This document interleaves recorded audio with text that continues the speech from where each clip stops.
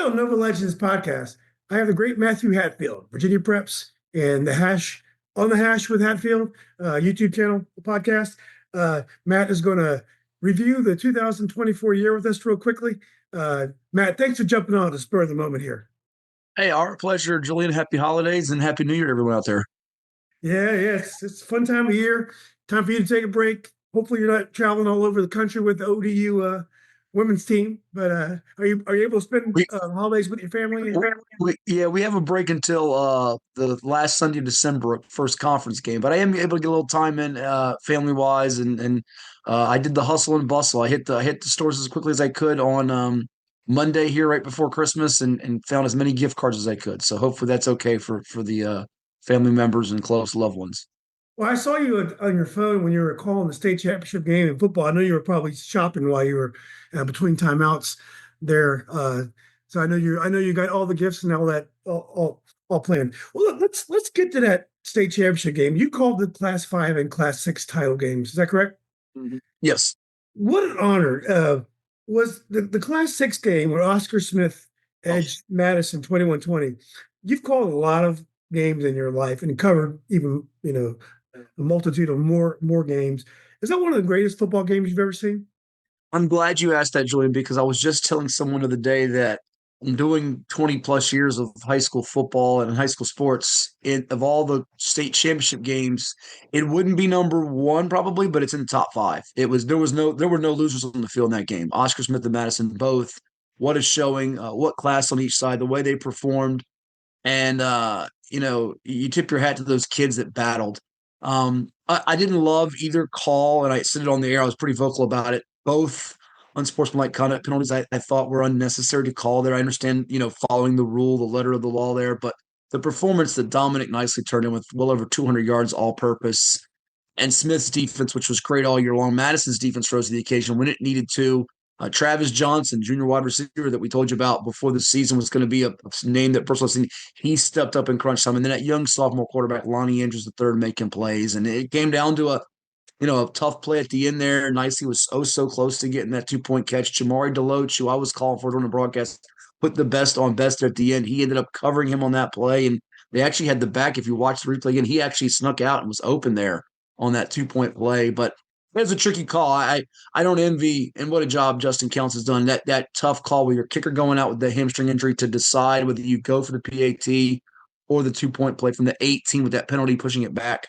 It's one of those games where you didn't think we get overtime and we came so close to having it, and then you get the last play finished. But it's what you want to see when you get two undefeated teams in a state championship game. You don't want to let down either team winning 38-6 or be the blowout. It went down to the wire, and I could watch that game 10 more times, and I'd pay to watch that game 10 more times. No, it was great. I was sitting there, and I'm sure you're in a really warm broadcast booth. I was out in the cold, but loving every minute of it. Now, were you surprised that Madison was able to keep this close? Now, watching this game, Oscar Smith looked like they opened up the game. They were going to be able to win pretty comfortably. They hadn't had a close game all year. They'd beaten Kingsford pretty comfortably as well. But by the third quarter, Madison gained control of the game. Mid-fourth quarter, Madison looked like they were the favorites to win. Were you surprised that Madison was able to play with Oscar Smith?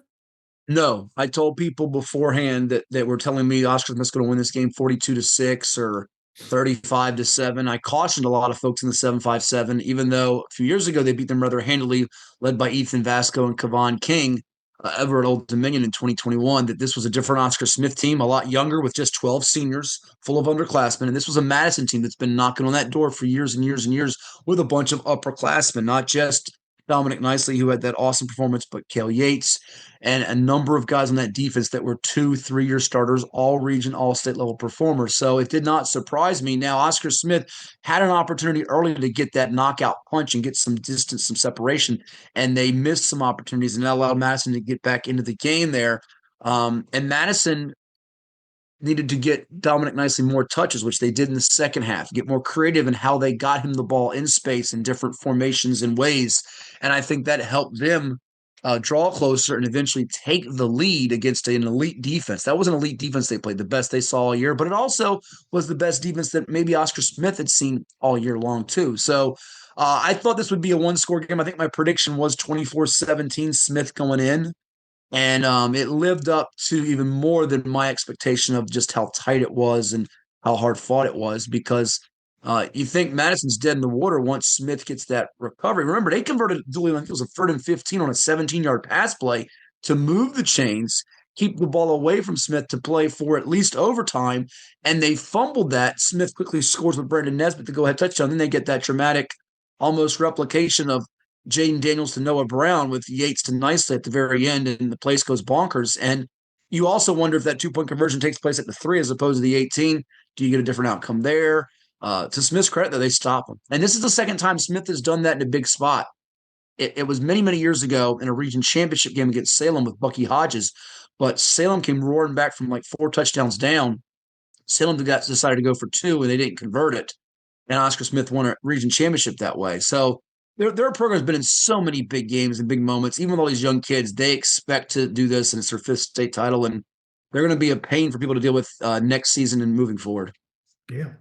Well, Matthew, you're too young to remember the drive, but the drive is when John Elway Yeah, took it no, I know you're talking 99 about. Yeah, yards, and yeah, I think it's credited as ruining the Cleveland Browns franchise. I think they eventually moved to it is. Baltimore, but Cleveland was in firm control of this playoff game, and Lonnie Andrews got the ball at the 7-yard line, probably like 4.5 minutes left around there, and Oscar Smith had not scored since the first drive of the game, and they hadn't really done too much in the second half. And this guy went 93 yards for a touchdown in another 50-yard drive after that, after Madison fumble. But that drive, I had no idea this kid was a sophomore. And then in the post-game interview, I believe you asked him how do you feel going into that drive. And he said, well, we were a little nervous, to be honest, because they really hadn't done much. I think they brought in the defensive back to play the wide receiver spot on that drive. But anyway, Loach, yep. talk a little bit about Lonnie Andrews and that drive. Were you surprised he was able to move his team 93 yards like that? I was, because the possession before that, we're up in the booth, we can see, and you all can see if you're watching from home or in the crowd that stands. He'd come to the sideline, and the assistant head coach, offensive coordinator LaFonte Thurgood, who played quarterback himself for Chris Scott many years ago at Ocean Lakes. Lonnie was pretty emotional and visibly upset and frustrated, and LaFonte calmed him down on the sidelines. And let's keep in mind, this is a young kid who's going through a lot of emotions, because I don't know if you know the backstory or not, Julian. His father played running back for Oscar Smith, was going to Virginia State and got shot and killed at a party back in I think it was the summer of 2008, before their first ever state championship. They won later that fall into the winter with Philip Sims and Perry Jones and that crew leading the way. And that was over Osborne, by the way, at Virginia Tech. Lonnie's thinking about his dad. His mom had his jersey in the stands, and so he's that's in his brain. He talked about that being in his thought process. So for this young kid, sophomore, first team All Region quarterback, to lead that drive, one of their key receivers was injured in Alvin Trey Jones, who was signed with Buffalo. So that was sort of their second option, if you want to call it that, after Travis Johnson. So Deloach does step in, the defensive back who was once committed to Cincinnati, changed that, now going to Virginia Tech, and he makes a couple of key catches on that drive. And sometimes Oscar Smith is one of those programs. I think Phoebus, which we'll get to in class sports in a similar way, they do best when it's a sense of urgency, because they haven't been tested all the time. So the chips are down. This is on the line, and those kids know how to respond. It's just the way they're prepped. It's the way they're trained, from the youth and rec leagues to where they get to high school. That they're put in some adverse moments, even though a lot of their games are blowouts. And Madison has been too. To their credit, they know how to respond in those moments, as we saw in the last play of the game before the 2-point try. But credit to those young kids. And we wondered all year long, were they a year away from winning a state championship? And sometimes you get teams that arrive a year early to that party, and they did and got it done. And my, oh my, Lonnie Andrews is going to be a special one. And he's got a wide receiver as his go-to guy that they're going to put up some incredible numbers next season. And Lonnie's got 2 more years before he heads off to college. And I think his offer sheet's going to grow. Travis has got about 25 plus offers. All your power fives you can think of pretty much in the picture. Lonnie's got a few, I believe. Virginia Tech's one. I want to say Syracuse or Boston College is another. So his list is going to grow. So those 2 kids, by the time we get to game 1 next August, early September, you're looking at arguably the best receiver in the state and one of the very best quarterbacks in the state, bar none. Yeah. Well, I'll leave my contact information below. If you want to reach Lonnie Andrews, you can go through Nova Legends. If I can get a little piece of that kid's future, that would be There amazing. you go. Yeah, What a great it's NIL package, right? Oh my God. What an incredible performance. So I just love that kid. Well, let's go to class five before we talk about the game, which was a blowout. Is Oscar Smith in the same league as Maury? Yes and no. I think Maury is, and I hate to answer that politically correct way. Maury's the best team of the six in the state, in my opinion. I think their numbers speak for itself. And got a chance to talk with Drew McCain recently and review their championship run. And the thing I think that gets forgotten about, Julian, about how great they are is they've won 30 in a row. They pitched the first shutout in the state championship at the D5 or Class 5 or Group AAA Division 5 level since Stonebridge 17 years ago when they beat Potomac 38-0. They win this game going away against Briar Woods. And we look at their record-setting offense and their quarterback who's counted for over 8,000 yards the last two seasons in Autori Newkirk, who is still somewhat under recruited. He doesn't have any Power Five attention, but he's got a bunch of talented guys around him, and he keeps producing with, I think, a TDI and T ratio of 46-4 this year. And they've averaged over 54 points per game during this 30-game winning streak, which includes 6 games against Wise of Maryland, a 6-time state champ, Highland Springs, a perennial state title contender, and Dinwiddie, a perennial state title contender. But their defense, Julian, when we talk about Oscar Smith's defense and Madison's defense and Phoebus's defense and a lot of these great defenses across the state, their defense gave up 88 points this year. What does that mean? Well, they played that very rugged schedule out of district. That's less than 6 points a game. They got a shutout in the state championship game in which arguably their best defensive player, a 4-star going to Clemson, Ari Watford, did not play in the game. They lost their state defensive player of the year from a season ago in Fred Gerard Johnson to South Carolina, in-state rival of Clemson. And here they are with the best defense of their 3 state championship teams going back to 2019 when they were undefeated and 2023 when they were undefeated. They gave up over 100 points in those seasons, less than 100 this year. With that type of schedule, they're the best team. They have, I think, 7 or 8 guys going to FBS, FCS schools. And while Oscar Smith and Phoebus on a good day can hang with them, I just think Maury, having been there, done that, and their body of work and the proof in the pudding, I think Maury wins those games that they played them on a neutral field. They actually scrimmaged Phoebus benefit game, beat them the last 2 years. It's competitive for about a half to into 3/4, and Maury pulled away. But I just feel like if I got to pick one team to win a football game in the state, whoever they're playing, I think it's Maury. I think the dream matchup people wanted to see was if Hayfield had gotten that opportunity to play Maury, and that would have been a fun game to see.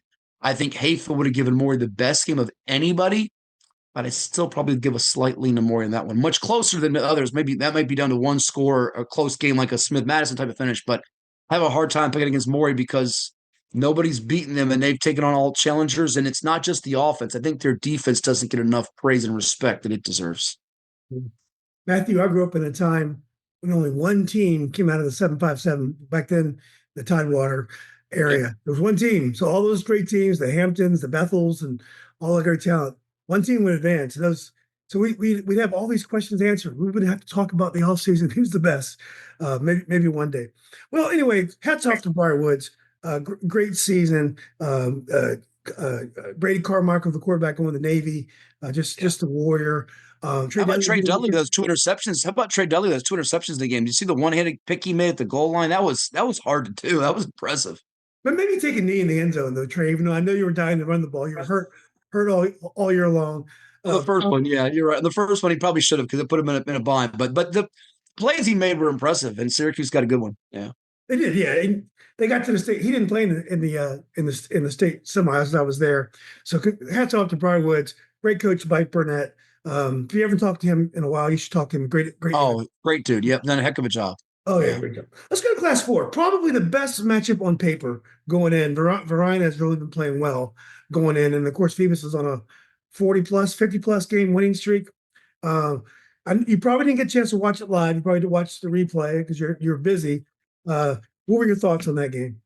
Yeah, I watched some snippets of some highlights. I didn't get a chance to watch it live, obviously calling the games. It was 9-6 going into the fourth quarter, and really Phoebus's defense, just the way they can puncture a team, and Caleb Weiss, didn't have his chance to sit back and throw against this defense, which we kind of had a feeling that would be the case in this one. But really the difference to me was line of scrimmage play. And I think Phoebus, they had a fumble they recovered in the end zone with about 9 minutes to go to push it from 9-6 to 16-6. And their young quarterback, much like Lonnie Andrews III, sophomore Maricus Banks, who had that memorable 86-yard touchdown pass as a freshman on basically the final play of the game to Keontae Gray with a second left that lifted them past Salem with Peyton Lewis, who's at Tennessee now, and Chris Cole, who's at Georgia now, playing in the college football playoff. A couple of SEC kids that were at Salem High School out in the southwestern part of Virginia just a year ago. But Weiss, he had 72 yards rushing, but 4 of 14 passing. Didn't have a lot of time to sit back in the pocket and throw in that Phoebus defensive front. It'll be interesting to see if Phoebus can make this drive for 5, Julian, because they've had a four-peat before in their history, 2008 to 2011. And going for a 5th state title, they're at 49 consecutive wins. The state record is 52, which they share with Riverheads for most, against anybody in a certain time frame consecutively. And, they have some holes to fill on defense, losing to Brendan Thompson and Caleb Tillery at linebacker, Marcus Hobson, a two-way lineman, their running back Davion Roberts, but they just tend to reload, not rebuild. And they're a machine right now. They're a machine. They find ways to win close games. They had that scare with Warwick late in the regular season. I thought this would be a little closer to the end, but Phoebus went in with the mentality of we're not going to let Damari Carter, the flashy wide receiver out wide for Varina, beat us over the top and get big plays. And Varina just had a hard time manufacturing a lot of the yardage they needed. And in fact, the run game, they had 118 yards, but they couldn't get downhill and sustain drives on them long. Penalties hurt Varina big time, too. They had 13 flags in this game for over 100 yards, which has been at times a weakness of theirs. Phoebus just had a few. They got in the red zone. They didn't make mistakes. They know how to get in these games and minimize their big mistakes. It's sort of the old cliche.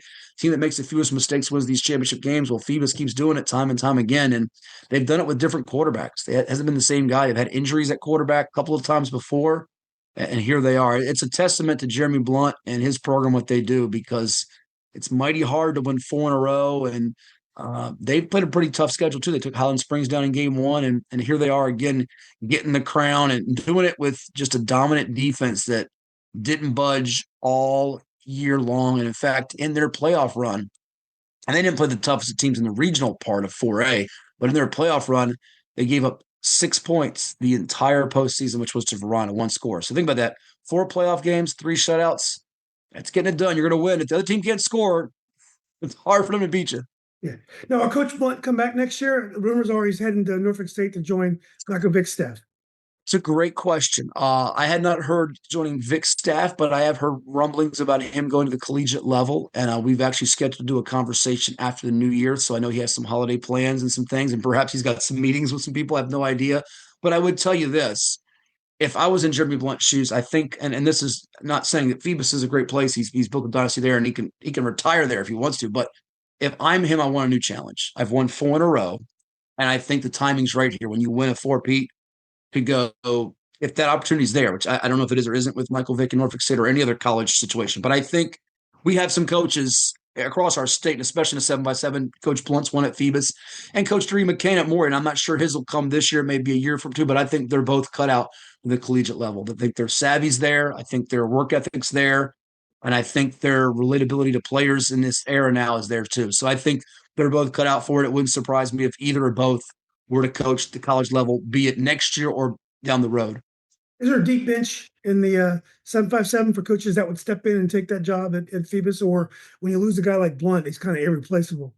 Sure, it's a great question. I don't know if there's a deep bench. There's people in the Phoebus community and staff that keeps that ball rolling. They went from the late, great Bill D to Stan Sexton and Coach Blunt, who played for the late, great Bill D, Hall of Fame coach, who also coached in college at CNU and Old Dominion before finishing up at Oscar Smith. I think that would be ready to keep the program afloat. He's got some trustworthy assistants that he leans on, guys like Sekou Wilson and Carson Cutler and Brandon Davis, among others on that staff. I don't want to leave people out, but I would tell you that there would be a lot of people clamoring for that job too, if it was to open, because it is sort of a known job in the state. There would be a little bit of a transition period, because if you recall, when Sexton was departing midseason in 2012, if I recall the year. Yeah, 2012, Blunt stepped in, and while they were winning games, they got to Harbor Park, and they took on Lake Taylor. And Lake Taylor was mighty good back then. They had Jalen Holmes, who now plays for the Washington Commanders. He was a young pup on that team. I think he was a sophomore or junior, but nonetheless, They played them at Harbor Park, and Lake Taylor took them apart 54-0. And a lot of people thought that would be the end of Phoebus. It took Phoebus a few years to get back to elite level. If you remember, they lost to Monacan, they lost to Kings Fork early in the playoffs. That was sort of a wake-up call for Phoebus because they got tattooed by Lake Taylor, but they got back to that point. Coach Blunt was able to, I think, find himself as a coach, and they got back to their roots as Phoebus while he put a little bit of his own twist. He took some things from Greg Narvid, who was the longtime D coordinator with both Bill D and Stan Sexton, and applied some of the blueprint, but also put his own twist to it. So I think it's going to be a matter of what assistants stay if they do have a new hire, if he is to leave.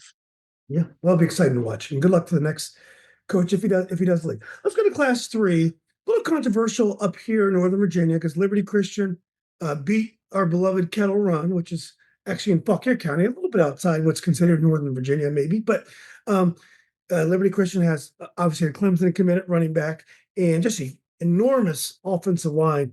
Would you put Liberty Christian in the same elite categories as the Maurys, the Oscar Smiths, the Madisons, the Phoebuses, and the Varinas? It's a great question, Julian. And before I answer that, by the way, did you get a chance to chat with Charlie Porterfield at all from Kettle Run? I did, yeah. Super impressive job. Yeah, great guy. And just the way he's put that program together, it's awesome. I got a chance to chat with him before the state semis with Lafayette and just thoroughly impressed. And he actually, I didn't tell him this, but I can tell you now, he swayed my pick on who was going to win between them and Lafayette because I was on the fence on who would win it. And I ended up going with him after hearing just not his game plan, but the way they do things. And it made me go that direction. It was right. And I ended up getting, I think, 11 of the 12 state semis right. Missed on the Pecos and Strasburg, which is shame on me. I should have taken Strasburg. But to your question on LCA, I think Gideon Davidson is the guy that keeps them in those games. If they play those type of teams as opposed to what they see in Class 3.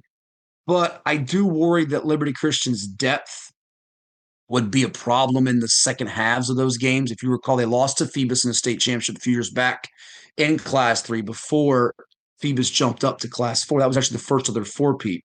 So that would have been 2021 if I'm remembering it right. Their passing attack has shown some growth and improvement, but I don't know that it's advanced enough to hang with those Maury's, Phoebus's, Oscar Smith's, Madison's, your top tier teams if they got in a situation where they were forced to throw on third and long.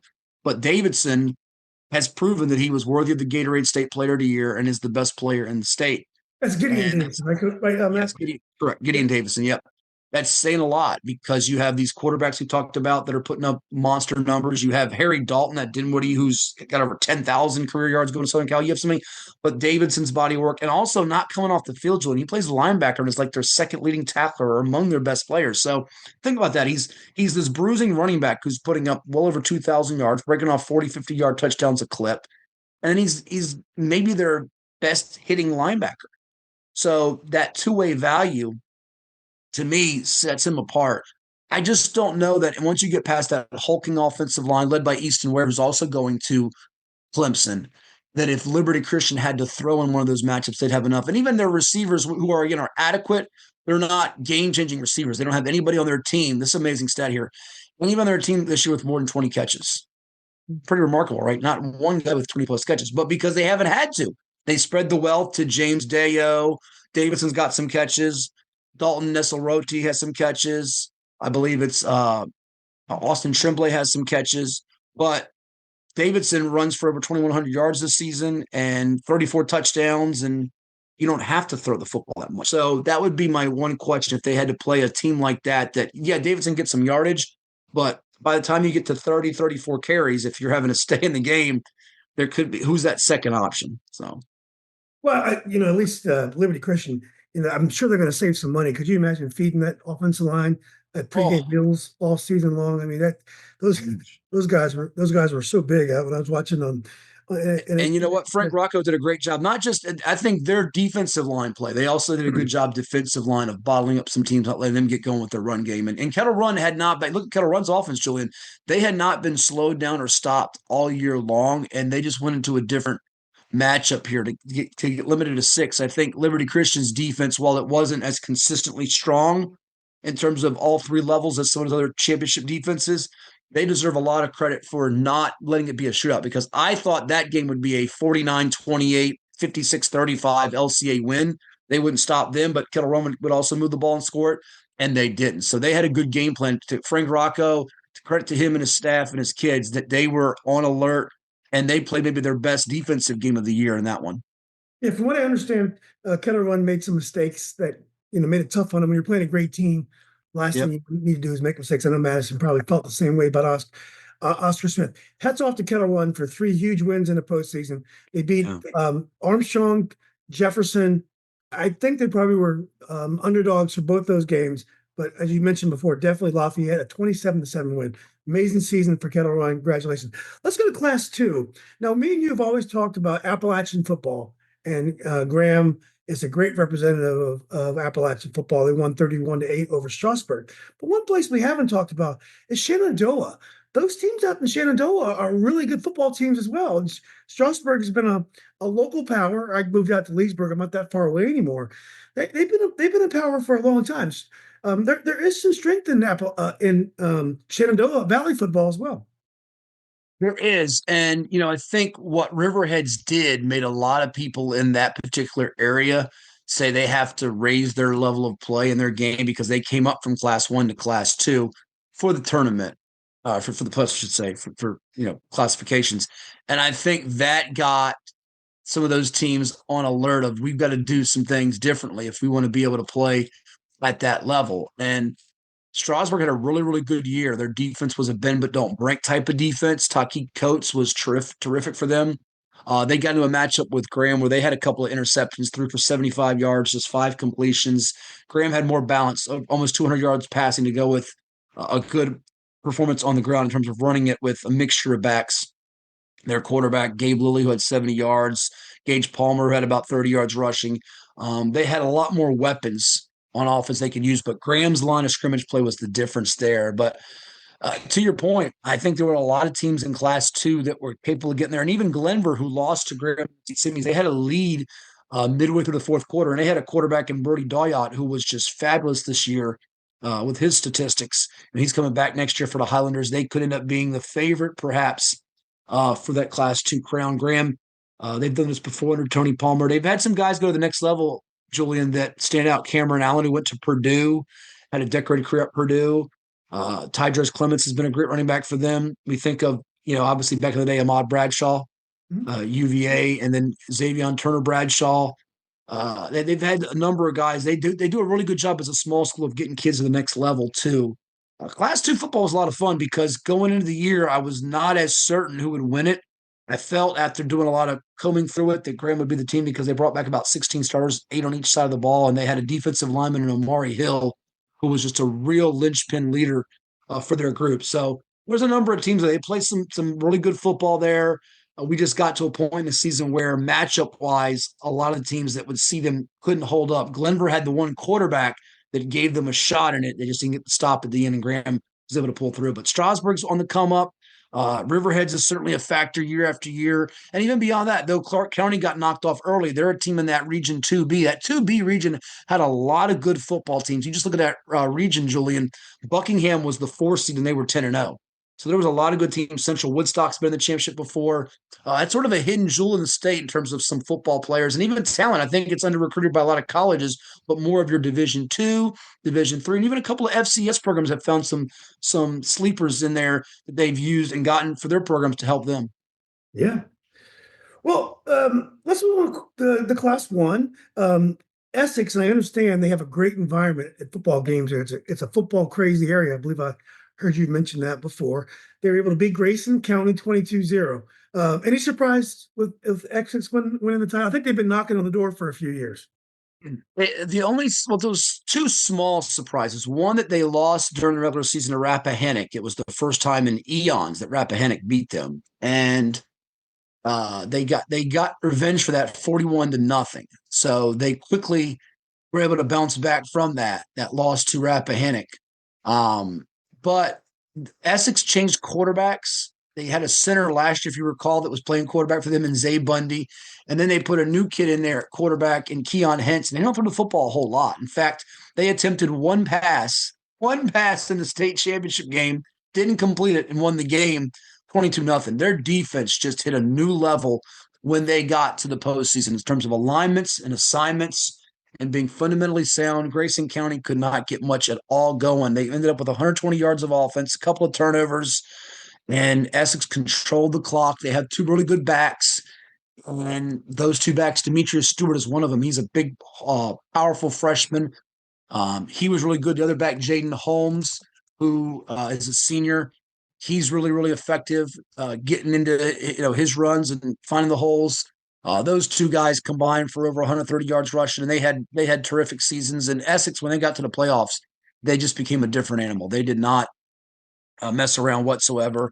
They had the shutouts in the quarterfinals of the regions, the semifinals of the region, the finals of the region. Then they got to the state playoffs and they held Alta Vista to 8 points. So much like Phoebus's defense, they gave up one score the entire postseason. And it's a credit to Todd Jones. Todd Jones last year, I don't know if people know this or not, but our reporter on Virginia Preps reported this, Robert Anderson, that his uncle, Wally Jones, died during the state championship game that they had against Galax. He suffered a fatal heart attack during the game. And that was a tough day for Coach Jones. They lost on a last-second field goal to Galax, and they actually had some sweatshirts done, I think it was, to remember his uncle Wally that he wore during the celebration. So it was another emotional, much like we talked about with Lonnie Andrews, high emotions from his father's tragic killing many, many years ago, and keeping him in his mind as he competed out there in the state championship. I'm sure it was a heavy heart and a lot on the mind for Todd Jones. A salute to them. They've been knocking on the door. They haven't won a championship since 2009 because Riverheads was in their way for many years. So finally, when Riverheads moved up to Class 2, they got out of the way, and this was finally their time to break through. And they came last year so close. I think when you lose that way on a field goal, it's so fascinating to see how those kids that come back, how they handle that. Do they put in more work? And I think they got to it. They hit a stumbling block in Rappahannock, but from there on, those kids said, "Not anymore. We're not having another loss." So that loss to Rappahannock might have been a blessing in disguise for them. They're the only one of the 6 champions to have a blemish, because you think about it, Oscar Smith, Maury, Phoebus, LCA, and Graham were all undefeated. So we get one team with the loss. It was Essex, and it might have been a good one, because had they not had that loss to kind of remotivate them on their ride, you wonder if they might have slipped up somewhere along the way. Yeah. It's also interesting what you said about Essex only passed the ball one time. The offenses in Class 6 so sophisticated. Just like you're watching a college or pro game, I don't know if you'd be able to win at the Class 5, 6 level, only in a running game. It's just interesting. But I did want to put you on the spot here. If you had to give me one player of the year and coach of the year in football, you get one. You don't get 6. You get one of each. Who are you going to give me? Off The 6 classes. It's all, yeah. Or do you get one coach, one player, Matthew? Yeah. Well, I already said earlier I'd go with Gideon Davidson, and there's a lot of good choices. I mean, those quarterbacks I hit on with Newkirk at Maury and Andrews at Smith and Phoebus with Maricus Banks. There's a lot of good players around the state that are putting up. LeBron Bond, by the way, at Maury had an awesome year as well as going to Indiana. But if I got to pick just one player for player of the year across the board, I'm going with Gideon Davidson. He did so much for Liberty Christian. If you take him off their team, I'm not sure they win the state championship. I'm not sure I can say the same thing for those other teams. You see, what does that mean? You don't think Maury could win without Newkirk? I actually think some of those teams might find a way. Now, for coach, I'll be honest with you, I might go with Jeremy Blunt at Phoebus, just because to get the 49 in a row, a lot of pressure on you. They had a game with Warwick that was tight, and he went for it on 4th down in that game on his own end in the 4th quarter, and it paid off.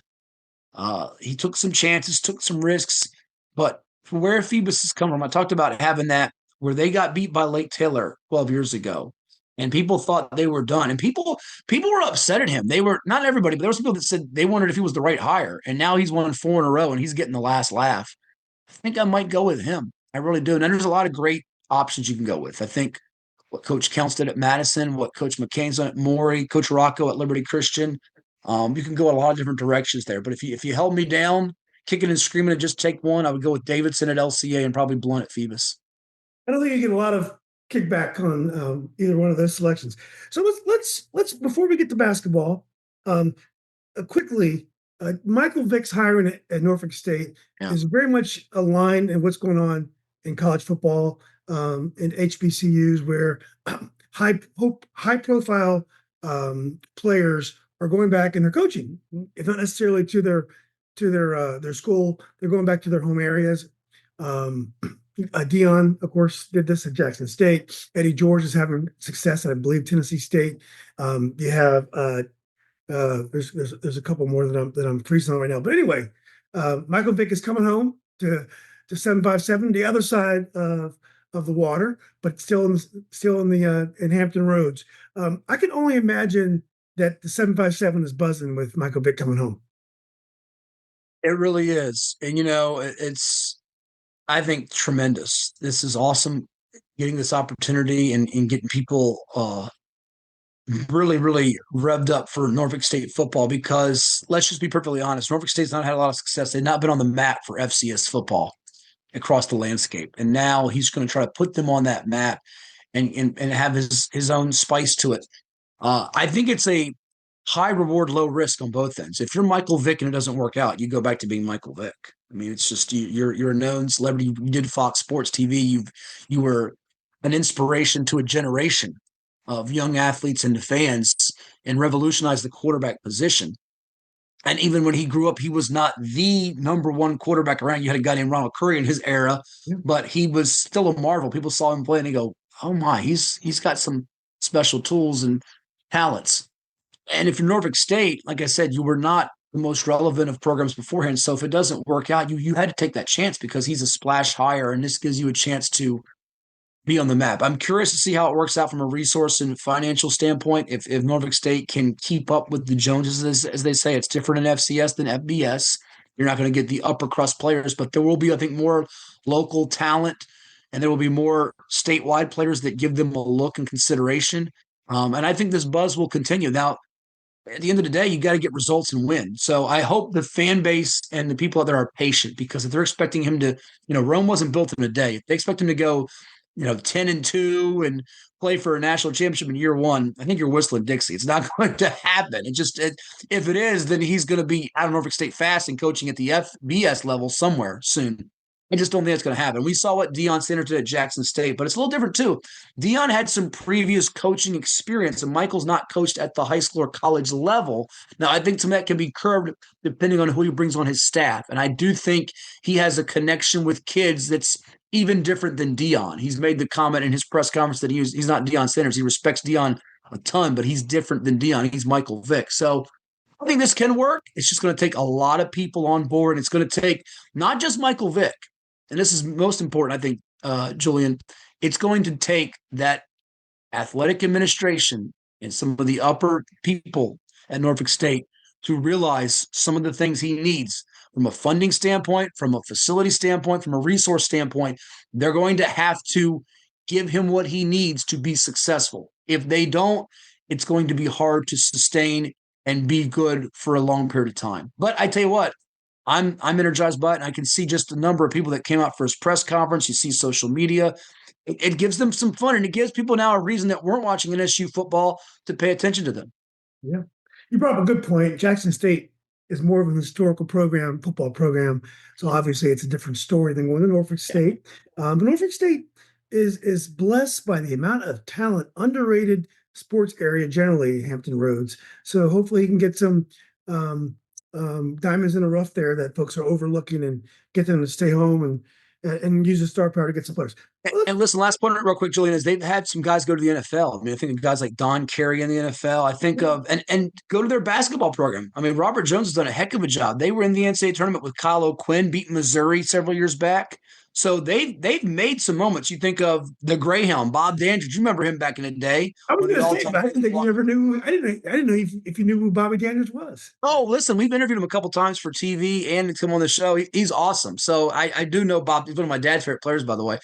So yeah, it's they've had some legends come through that program. But it's gonna take some time. If people expect immediate results, I would just say sit back and be patient and give him a chance. Exactly. Yeah, I've had the pleasure, the honor of interviewing the great Bobby Dandridge as well. Let's go to basketball now. Have you had a chance to get into basketball a little bit? I know you've been busy. I know your ratings are all out. You've been doing a great job. Let's start with Class 6 boys. South Lakes beat Patriot soundly last year in the final, avenging an earlier season loss. they've beaten Patriot again this year.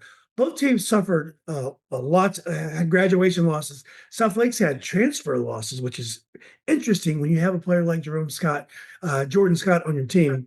Jerome was his father, who played at Miami. Yeah. But when you have a Jordan Scott on your team, you're going to get a lot of exposure just playing next to him. So when folks are transferring out, it is a little bit of a head scratcher. But anyway, South Lakes is off to a pretty solid start this year. They lost Hayfield by double digits, but Hayfield is playing well. Patriots has had some nice moments as well. But I would think those teams probably are not the favorites going into Class 6 this year.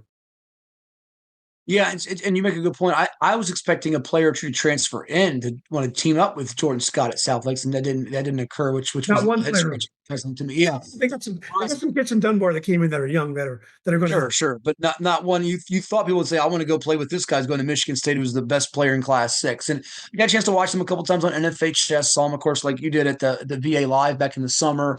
And Mike Desmond does a great job. I think they'll be in the hunt when it's all said and done. Right now, they're not. Even though we put them one preseason because they deserved it, they're not there. Having watched the Hayfield game, and you can see they're still getting those role players up to par. And I think Merrick Rulstone will take on a bigger role as we move along and get into January, February. Very nice I player. got a chance to call. What's that? A very nice player, Mary Grayson. Yes, I got a chance to call a couple of games at the Woodside Showcase recently, which we had some Nova talent there like Hayfield and CG Woodson. It's up on Arcova Sports TV and also on VirginiaPreps.com. People want to see the links for that. Free to watch those games. And Woodson really impressed me filling in with the point guard, Kalen Chilton. Oh, he's awesome. Sophomore, just a smooth game. I think Doug Craig's team has used those losses they had early to both Hayfield and South Lakes, and it's going to fuel them here as they move forward. And that's a big win over Kings Fork. I think it's a 3-team race in that Occoquan Region 6C with them, Hayfield, Carlos Poinex has another really good balanced team, and South County, who I think is going to pick up some steam as we move into January. I thought Westfield would be a little further along than they are, but again, I think Kevin Harris, who's won championships before, knows what he's doing. He'll get them there. They're still young. Yorktown's a surprise right now to me. I did not expect them to be as good. And I think George Marshall's a sleeper.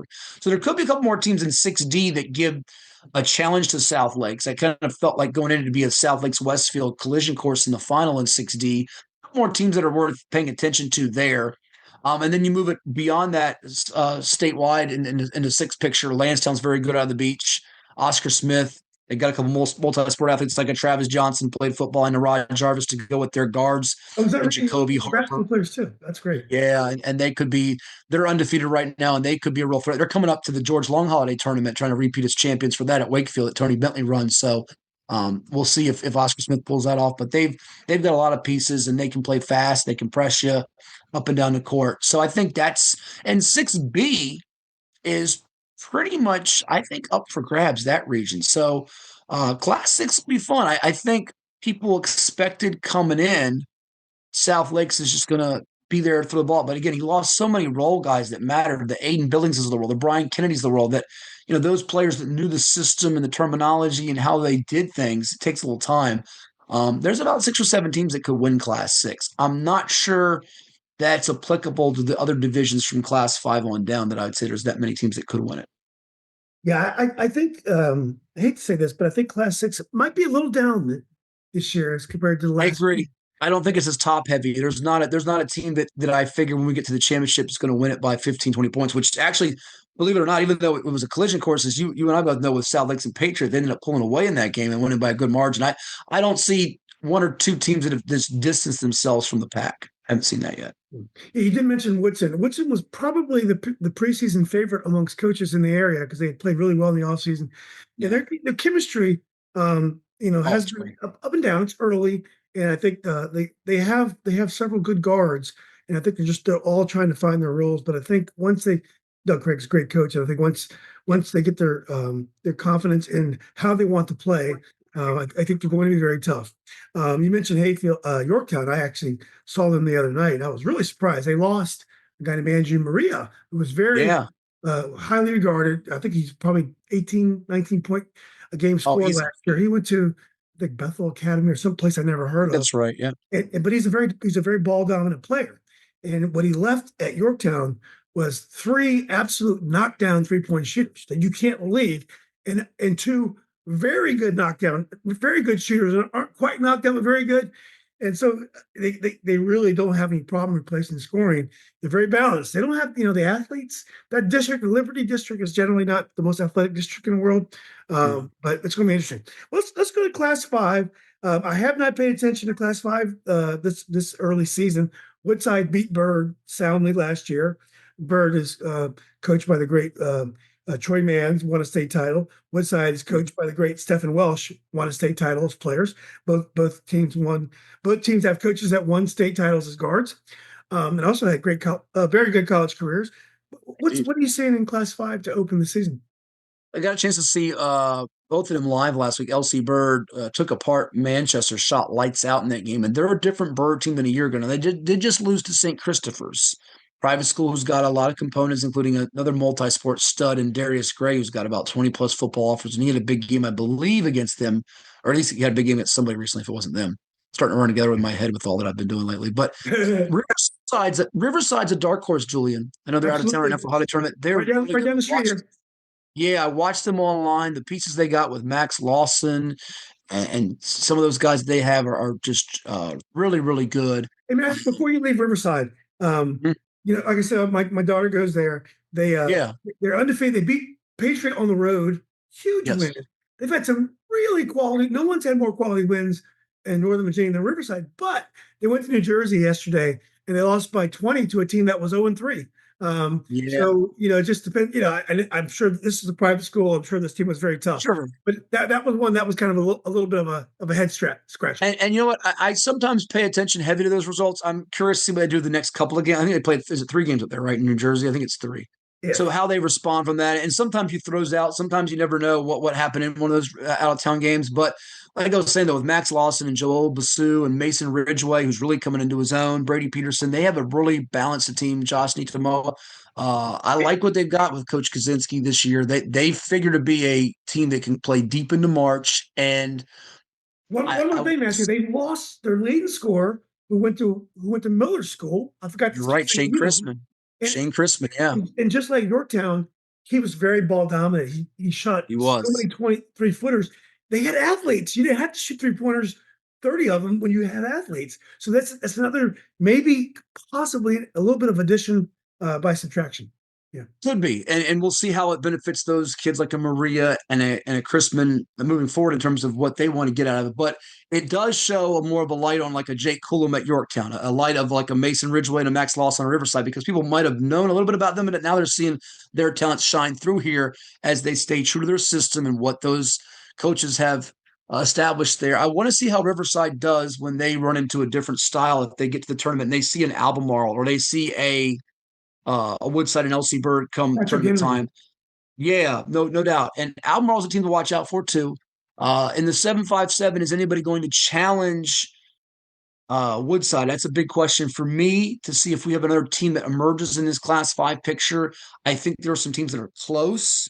Your Maurys, your Norviews, your Green Runs, your Kings Fork, but I'm not sure anybody has an answer for Silas Barksdale inside. He's just a force. He had 33 points the other night against Miller School, was 16 of 22 from the floor. He's going to VCU, and he's 2-0 in that building in the state championship game. So he wants to get to 3-0. They're the favorite. I think there are some teams that can get there, but I'm not sure my list is 6, 7, 8 teams that can win it.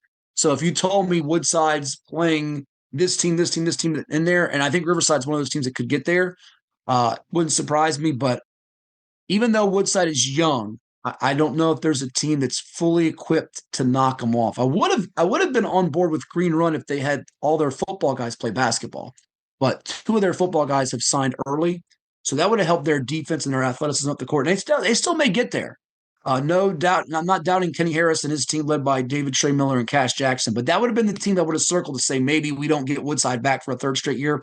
Without those football kids, it might be a little harder. So right now, I'm expecting it to be a 3-team race to the finish with Woodside, Bird, Riverside, and maybe your 4th sneak pick. If it's not another team from the 7x7, watch out for like an Albemarle. Yeah, exactly. Well, that'll be fun. Class 5, always challenging, always a very competitive bracket. Let's go to Class 4 now. We have last year Hampton edged Tuscarora, also nearby here, in the final. Tuskies reloaded. They have a nice team. I don't know whether they'll get to the same level they were able to play at last year. And I haven't heard much from Hampton this year. So what are you seeing in Class 4? Yeah, Hampton had a couple of early losses because on their schedule they played Woodside, defending state champion John Marshall. How fun is that to be two of your first three games to play Woodside and John Marshall? Yeah. And they hung with Marshall for about a half and Woodside for about three quarters and then just ran out of steam. They're developing a new point guard, so that's going to be the key. They still have some size and length and athleticism on the perimeter and even on the front line with Gavin Kay and Abraham Taft leading the way. Varina put forth a 30-point beatdown on Patriot with Brian Mitchell, one of their sophomores, putting forth an awesome performance. But then they just lost to Churchland over the weekend. And I'm wondering if they've gotten their football guys back and their legs under them with Caleb Weiss, the quarterback, and Damari Carter, the jumping jack wide receiver defensive back. Once they get those guys back into shape and acclimated, I think Varana's a real threat. And John Hanley out of Winchester, you saw them at VA Live. They're really good, Julian. Will Brondwin, sophomore, sharpshooter. He can hit for 30 any given night. He is one of the best players in the state. People are going to find out about it if they don't know about him yet. He is terrific. Zach Harold-Zook is doing an awesome job there. And here's a team that nobody's talking about that has a real shot to do something. That's Atlee. Atlee, Coach Riley Axel's got about 10 to 12 seniors. Will Hopkins, new guard that came in for them to go with just a bunch of players that have played through the summertime with Team Richmond and have been with each other for 2-3 years, including Knox Axel, Coach Riley Axel's son. They were really, really good when I saw them in the Iverson Showcase against Bethel. And they're in that same region with Varina. So there might be an athleticism gap there in that game, but they run their sets so well. They're fundamentally sound. They're a team that nobody's talking about. Atlee could be mighty, mighty good. And they actually beat St. Chris in the scrimmage. We just talked about beating Bird. So watch out for the Atlee Raiders. They've not been on the radar. They've got a couple of baseball kids that were part of their awesome baseball program that are helping out for basketball too. So they're a team that I think is a real dark horse that come March we're saying, where did they come from? Because they've not been known to be a top 10 or a Final Four level team in a state. And this might be their year to make a big, big splash. Matthew, we've been talking basketball for many years, and I've never heard you utter the word athlete. So that is a surprise. So let's go to Class 3. Last year was probably the biggest surprise of the finals when Northside they ended up beating Lake Taylor, which is an incredible team on paper and also visually by 15 points. That gets kind of unraveled with some drama late in the game, unfortunately. Anyway, I've seen Meridian from up here is probably one of the best teams of any class that I've seen this year. They are absolutely loaded. I think they beat Heritage from out here by 20 points. Heritage is like 5-1. I think Heritage is class 4 or class 5 team. Anyway, what are you seeing in Class 3? Yeah, Jim Smith is an excellent veteran coach who runs an excellent program, and they're going to be there in the end. They brought back a lot from last season, and he told me their first 7 days they played 5 games. I mean, with Isaac Rosenberg, Will Davis, John Lyman, Jarrett Jardine, who's a 4-year starter at point guard, all region, defends very well. They got a state contender, and they played Spotswood as well, who they beat. Who's got the Pacheco kid who's going to Mount St. Mary's. That's a big win for them. On Northside, still the favorite, led by Cy Hardy and Mikkel Harvey. And we know Billy Pope's a living legend coach and going for what would be his 4th ring if he could do it in a 3-peat. Hopewell is mighty, mighty good, Julian. Watch out for them. They're on the radar. They've played Northside before in a championship game a couple of times in the States. Elvin Edmonds has a lot of size, led by Deshaun Spellman, the 6'6" wing that transferred in from Lansdowne. He's a junior and a mid-major plus Division I talent. Nick Bird in the backcourt's really good, and Jameis Jordan down low. It's a junior-heavy class, so Northside's going to have to fend off those 11th graders who could be laying the foundation for being the favorite next year. Meridian's going to be in the picture. William Monroe's a dark horse that's making a lot of noise that I think has a lot of good parts. And in fact, they did lose to Spotswood, but they got a scorer in Brady Lamb who's going to have some 30-point games this year throughout. And then Liberty Christian. Liberty Christian's an interesting story. We talked about them in football. Private school, got a couple of new pieces that came in, and also a new head coach from New Covenant in Matthew Klein, who won a state championship there. If they can navigate that Seminole District with EC Glass and Heritage of Lynchburg and get there in the end, I could see them to do some big things. They have pretty good size. A kid named Jay Bryan, who's about 6'4" at the forward spot. Ryan Zingelman, who's 6'5", that came in from North Carolina. And a couple of 6'3" guys that can play on the wing there in Trey Smith and Colton Davis to go with Ryan Jackson at the guard spot. They're a team to watch out for as well. So Class 3 has some teams. Dust settles. I'm expecting a Northside Hopewell finale, but on a given night, Meridian, Liberty Christian, maybe even a Spotswood if they get going to get some weapons around Tyler Sprague and Campacheco, I would not rule them out as teams that are in there come March. Yeah. Well, Matthew, we don't have to spend a lot of time on Class Two. I mean, John Marshall has already beat a really good Hayfield team by 20 something this year, and they destroyed another team from up here earlier. That was it, Westfield, Westfield, good yeah. Westfield team by like 50. So we don't have to spend a lot of time on John Marshall. Who's going to be second? Who's going to make the 6 hour trek to play John Marshall this year? That is the $1 million question because if John Marshall isn't there, we'll all be shocked, right? I think it's between two teams, Floyd County and Dan River. Dan River got a newcomer that came in from Carlisle and Jameer Reynolds, who's a walking double-double, 20 points, 14 rounds, really skinny, wing, wiry type of forward, but he can go attack the basket and put up numbers. And they had a couple of early blemishes, slow start. I think we had them either 2 or 3 in our preseason poll. The other team is Floyd County. And Floyd County's been knocking on that door. They got upset in the first round last year, Brian Harmon. And I'm repping Coach Harmon today. He does his Chance Harmon Memorial Classic in honor of his late son that passed away years ago. Go support that event, by the way, out in Floyd County in early I'll put January. that in the comment section also, Matt. What's that? I'll highlight that in the comment section as well. Yeah, for sure. He does a super job, and people can go do some research up on his son. But nonetheless, he's got another fine basketball team, and this might be his best team he's had yet. You remember he had a kid years ago that set the record for points and free throws in Caleb Tanner. This team's got Gavin Harrington, Noah Farley, Micah Underwood, and Underwood's a neat story. He's a 6'4" shooting guard, Julian. He only played 2 games. He was hit by a drunk driver last year and missed the entire season.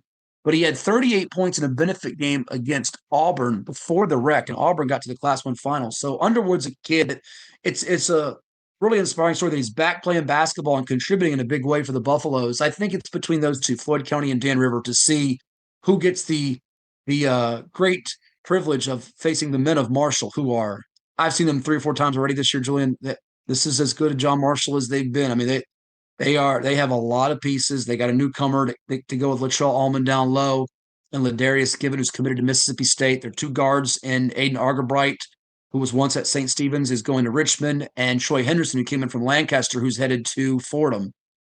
They can beat you inside and out, and it's going to take someone playing an A-plus game and them playing not to their norm to have a shot at beating them. Yeah, I remain completely unimpressed with John Marshall winning Class 2, but that's another story. Let's go to Class 1. We're going to go to and that's a VHSL thing, not a John Marshall thing. Let's go to Class 1. Sure, I understand. Exactly. I feel so bad for the kids that have to make that trek. Let's go to Class 1. Lancaster last year beat Auburn. Auburn's probably a Appalachian team. Lancaster's a Northern Neck team. 65-59. 65-59. So, by the way, I would real quickly not to be too funny on this, but I would like to see them gang up and have like Floyd County and Denver both play them at 12-on-6, and then it might be a better game. That'd be or 12-on-5 or 10-on-5, I should say. Yeah, do that. It'd be better. I don't know. I think it'd still be a 20-point game. So. Oh, I don't know about all that. But that might get more entertaining. Bring both teams out and say they can beat them. Then we get to the wire. It'd be fun to see. But go ahead, Class 1. It's just so frustrating. But anyway, but I was recapping last year. Lancaster, Northern Neck team beat Auburn. I believe an Appalachian team, 65-59. Yeah, Auburn, new coach this year. The team to highlight there in Class 1 is George Wythe. Now, they just lost, I think, by 10 to Hanley out in Southwest Virginia, which is probably a good thing for Wythe. They kept that close with Hanley, who's one of our favorites in Class 4. But Coach Tony Dunford's been knocking on the door here. We talk about teams knocking on the door like Madison in football in Class 6. He's got literally, I think, 7 or 8 of his top 9 guys back with Reed Kirtner, David Good, Shane Huff, the Rainey brothers, Trey and Bray, Rex Delp, Holden Luttrell, and they have a lot of ways they can beat you. They can score it inside, they can score it outside. They play fast-paced. They play in that Arby's Classic out there. That's one of the big prestigious events around the holiday tournament time. And if they get through this year, I think they're the definite favorite in Class 1 because they don't depend on just one guy to score it for them. Now, there's a couple teams to highlight. I think Alta Vista, once they get their football guys back, they could be in the mix. Chilhowie could be in the mix. I don't think Lancaster gets there this year. The eastern portion of the state is down. I don't see them being as formidable. But Patrick Henry Glade Spring has, we know about the Patrick Henry in Roanoke and the Patrick Henry in Ashland, but Patrick Henry Glade Spring has a couple of big men that are really worth watching.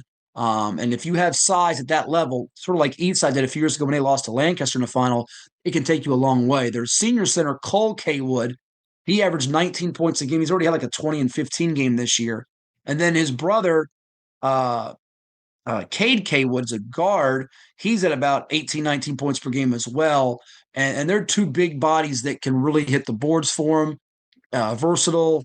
This could be a year that they kind of burst on the scene here and take that next step and get to the Final Four, maybe even the championship game. So that's the team I'm watching out for beyond George Wythe. But it feels like it's now George Wythe's time, especially with no Troy Henderson in the way since he's left Lancaster and he's at John Marshall. Yeah, exactly. Is that you said you mentioned PH Glade? Is that a name change or a new school or something? Because I'm not familiar. No, they've been out there. They've been out there, Patrick Henry Glade Spring. In fact, they've been playing since, gosh, let me tell you when it's been. They started 1960. They've been around a long time. So it's out there in the southwest portion of Virginia. Yep. I have never heard that name, which is, and I've been following pretty closely for many years. Let's go The to the girls' Rebels. side. I was, the story of girls basketball in Virginia the last few years has been Richmond area. They've had Mhm. great talent, power four talent. Larry Merritt tells me that Richmond's not as loaded this year. It's going to be more diverse. Like last year in six, it was two Richmond teams, and five, a Richmond team was the runner up to your boy Dozier down in Princess Anne. Mhm. So it might be a little bit more wide open this year. Yeah, it feels that's the case. I mean, Princess Anne is just head and toes, head and shoulders, knees and toes above everybody else. Micah Ojo is one of the best sophomores in the country, and I think one of the latest max preps from one of the national polls has him like 14th in the country. And Ojo is a spectacular talent. As you watched last year in that game against James River with Lenny Grant, she just was put on a show in that championship round. And then they have to go with her pretty good defense and rebounding built around. They are trying to work on their depth, but Tristan Rickenbacher's a new face. Giselle James is back. They're going to be a handful, and if anybody beats them, they're going to have to play their A game for sure. And there's going to be some fascination. And obviously, Manchester graduated Mule folk. They'll still be good with Rain Rate and Madison Smith, Finley Weaver back. So they can make a push at it in Class 6. And I'm not ruling out Thomas Dale because though they lost one of their better players, they do return Savannah Dawson, who's got offers from all over the country, Penn State, ODU, VCU, Dayton, among others. But I'm really intrigued by the Class 3 picture, Julian, for girls, because if you recall last year, it was Liberty Christian squeaking by Meridian 44-43 Great in the game. championship. To go 27-0. And Abingdon had, that awesome scoring punch, but they lost in the semis to LCA. And they do have back Ansley Trevette, who averaged over 18 points, nearly 11 rebounds a game, and they'll be good. But Spotswood, they're a title contender. Coach Chris Dodson's won championships before, and looking at his survey he sent us preseason, he's got back four players that were either all district, all region, or all state. Four. You don't say that very often. He's got depth at every position. So they're the team people need to watch out for in Class 3. However, they're not the only team you need to watch out for in Class 3 because you also got Hidden Valley, who's got 1,000-point scorer back in Avery Tanis. Audrey Pearson's almost a double-double. So there's a lot of teams in Class 3 that could be there in the end. I'm not Well, going to Carroll, count what out about Carroll County? Carroll County's no longer a threat. Liberty. Carroll County is, yes, you got them. I mean, there's so many teams. Laura Botetourt's really good. Meridian's good. I mean, Meridian girls. Coach Chris Carrico brings back Ellie Friesen, Nora Stubbs, Charlotte Lean. Yeah, there's about 7 or 8 teams that could all put up 80, 90 points in a given moment. So, I mean, there's the Class 3 girls picture. Say this and get in trouble. Well, who cares, right? I think Class 3 is deeper than any division. Six, No. 5, 4, 2, 1. I think it is incredibly deep for girls basketball. Incredibly deep. Well, let's go to class four. Woodgrove last year, coached by Derek Yeah. Fisher, led by Sadie Shores, beat a solid Hampton team. I think 68-58. Sadie graduated. Apparently, their other top player transferred to Paul VI. Woodgrove's had a great start to the season. They had a big win over one of the class six. Was it Madison? Anyway, a very solid class six team from Fairfax County. So what have you seen in class four so far? Yeah, I think they did play. They lost to Langley, right? Yeah, Woodgrove, I think they lost to Langley. Yeah, but they play a tough schedule. I felt like Woodgrove was going to be good again, but with what they graduated, I did not think they'd be the favorite. The team I'm really curious to see is the one that lost to them in a championship, Hampton down in our way, because 23-4, they got Kalia Katie Perry, who averaged over 14 points per game season ago in that low post spot. And a lot of their guards were younger, if you remember. Gianna Price was a freshman, Jakara Bienemy.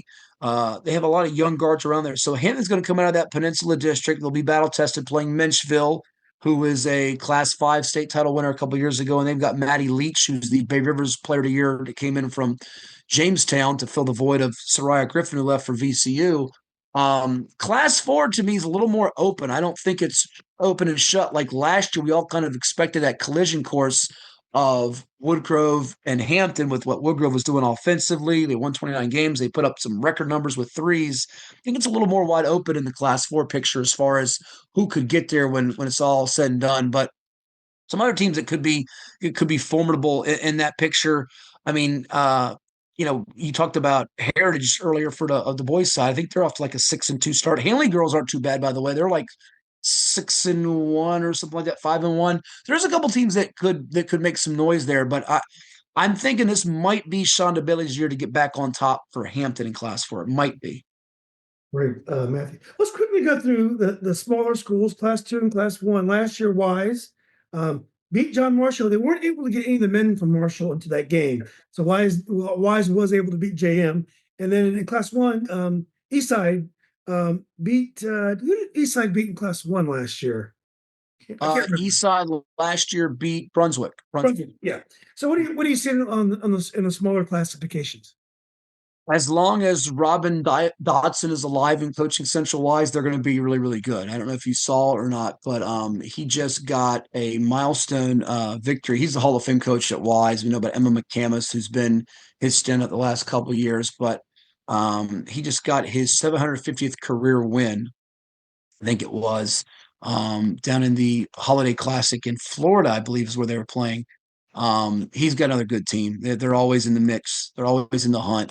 I think they're the favorite still in Class 2, even though John Marshall has been mighty, mighty good. But McCamus, as folks may or may not remember, State Player of the Year 2 years now. She's been 3-time All-State first team. And she's just a game changer to deal with in Class 2. And she's also a great volleyball player, too. But I just see them being the favorite there until otherwise. Class 1 to me is more up for grabs. I mean, Eastside and Brunswick were good. Honaker was good. George Wythe made a run. I think that's you put a blanket over them and see who's kind of playing the best as we get to March, because I don't think there's a dominant team. I think Wise can be dominant. And John Marshall on the girls' side, given what they'll see, they have a chance to be that as well. Floyd County girls were pretty good. Ridgeview was pretty good last year, Page County. But I would say with a lot more confidence, you give me Wise or the field, I'm taking Wise in 2. You give me any team or the field, I'm taking the field in Class 1. There's not one team to me that stands out above the rest in Class 1. Whereas I might in boys, I would go with as opposed to the field and John Marshall as opposed to the field and boys. But if you gave me the smaller schools, the one I'm taking the field is Class 1 girls. I'm taking the field. It's so interesting that Brunswick, who the great Brian Sith played there and coached his sons were also great players. There was a double-A school too. There was only 3 classifications. It was a pretty good sized school, and now it's Class 1 of 6. So I guess either they built another school in that county, or the county just doesn't have. Yeah, when Mecklenburg County was, they consolidated. Parkview used to be there, South Hill. I think that changed some of the zoning and the enrollment numbers for that area. Okay, interesting. Yeah. Well, look, man, this has been great. Thanks for jumping on. Happy holidays, Merry Christmas. This is an awesome way to end the year. It was so great to relive the football season with you. I really enjoyed. I got one thing before we leave though. What's Julian want from Santa for Christmas? What do you want to get under the tree? There's got to be something you're hoping to get. I've been getting sick a lot. I think I need a parka. I need a nice winter jacket. I would, sometimes when you go Christmas shopping, you end up buying more stuff for yourself than you buy for people that you should be shopping for. And This is true. So I was in these outlets, and I saw this beautiful parka, but the price was right and everything. But when I looked at what was inside, there wasn't any down. It was all nylon and polyester. So I didn't buy that for myself, and I'm not supposed to buy that for myself. But I would love a nice parka, so I don't get sick as much. How about you, Matthew? What do you want for Christmas? I need cough drops, just like you. I need cough drops because I have to keep the voice for the broadcasting and I don't want to lose it. And it sometimes goes. So I need more. And then the other thing is, I don't know if you noticed or not, I keep a candy bag out for the players and our coach, Alicia Milton Jones, for when they come by pregame, give them candy. And the referees sometimes get greedy and they take the candy, which I'm a nice, I try to be a nice guy. Let everybody have the candy, but my bag is decreasing. I have to go back to the store and get some of the mints and the candy and then the cough drops, which I sprinkle in there too, to get through a broadcast because there's nothing worse than getting to the third or fourth quarter of a game and being out of water, the pressure and being out of water, and you out of cough drops. That's a death sentence right there. But I hope and pray, I hope the viewers out there can get Julian that parka if Santa doesn't bring it to him on December 25th. Exactly. Well, let me help you get a sponsorship deal here, Matthew. What is your go-to cough drop? Oh, it's the Halls. What are they called? Breeze or something? I think I got it right here in my bag. I'll tell you what it is Yeah. as I grab my bag here. Mine's the Hall's cough and throat. That's my go-to. Here you go. That's what it is for the cough and throat. That's what it is. So it's got like a strawberryish flavor to it. It's these right here. Yeah. Okay. Yeah, that's what they do. Is that cough and throat? I think it is. I think you're Okay. right. So Yeah, I I pop don't it do like the in. neat ones. I gotta have some. I gotta have a little menthol, a little kick in the mind if I'm There gonna you go. do something. So because I'm There you go. natural. But look, man, again, I know you got a busy day ahead of you. This is Christmas Eve, and so I really appreciate you jumping on. I love talking sports with you. Love all you do. Thanks for your great coverage you had of football. Uh, you set a high standard for yourself for the basketball season, but we know you'll come through for us. Let's get together late in the season and try and preview some of these playoff brackets. Absolutely, anytime. Yeah, we've got a lot of pressure after getting 5 of the 6 preseason number ones right, and 6 we had Hayfield for football, so that was part. They got withdrawal from the playoffs, and then That's I an think in our asterisk, right? asterisk by that for sure. And then in the state semis, I think we were 11-1 on the picks, 6-0 in the championship games, and of course my colleague Coach Young just copycatted me for the championship, so he was 6-0 as well. But so we got a lot to live up for, and always a pleasure, Julian. Anytime. Happy holidays, Merry Christmas, and a Happy New Year to you, your family, and all your viewers. You as well, Matt. And I will say about the Hayfield thing, when you have a game that good, the Madison Oscar Smith game, that was meant to be. So I hate all the pain any of the kids went through, not playing all that stuff. But man, I wouldn't have traded witnessing that game for anything. So Totally right. Yeah. yeah. Again, Matthew, look, thanks again for doing this. We'll be in touch in the new year. You bet. Be well. Have a good one. You too, man. Thanks, man.